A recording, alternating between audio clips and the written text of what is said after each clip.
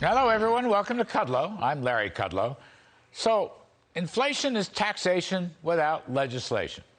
That quote, according to the great Nobel Prize-winning Milton Friedman many years ago. Milton also said, inflation is the cruelest tax of all. So we're getting taxed to death with a 7% CPI after Joe Biden's first year. Donald Trump left him below 2%. Trump, of course, was a tax cutter, yielding great prosperity. Biden is a tax hiker, generating both inflation and stagnation. Inflation is public enemy number one, even though the president yesterday called our Peter Doocy a stupid SOB for asking a question about inflation, which, by the way, was on topic because Biden had just come from an internal inflation discussion in the White House. But Biden's inflation discussion is about attacking business, not inflation. Inflation is a monetary phenomenon.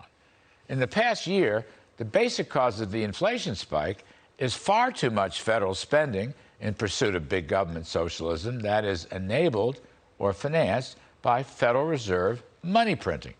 But the Biden's left-wing approach to life always blames businesses for price gouging or collusion.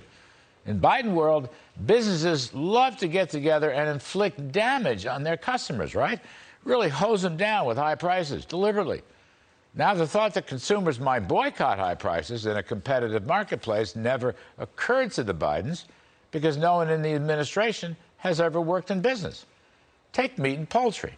The same big four companies have dominated for 3 decades, but without inflation. Take technology. Dominant companies in social media or telecoms or semiconductors or computers or software, well, they've been dominant for years and years, and prices have crashed.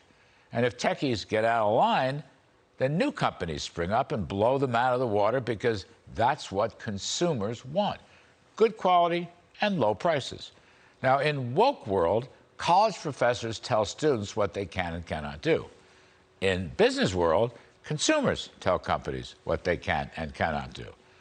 But when the Federal Reserve drops tens of trillions of gallons of money from helicopters in the sky, now that's a little different because then everyone raises prices. Consumers have more money, businesses have more money, there's no restraint or discipline whatsoever.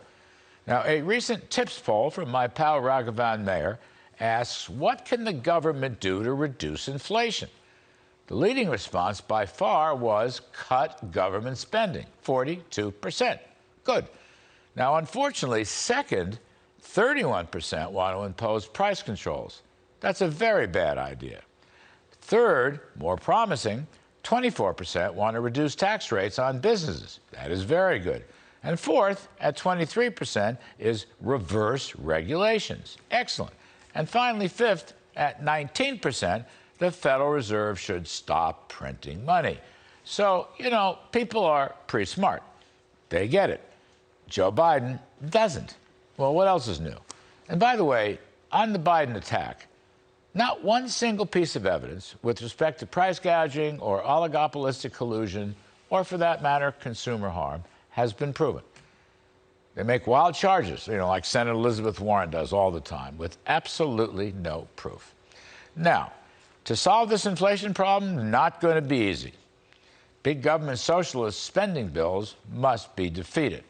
And the Fed is going to have to slam on the brake and withdraw excess money from the financial system. There is no other way out.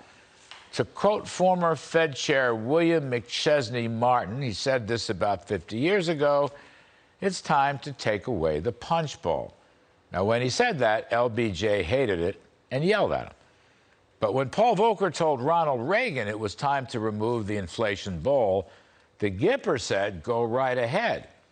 And then Reagan slashed taxes to rejuvenate the economy, while Volcker restored the value of our money to vanquish inflation. Here's my concern right now. Powell is no Volcker, and Biden is no Reagan. And whatever adjustments are going to take place in the next couple of years, it is not going to be economically pain-free. Save America. Kill the bill. That's my riff.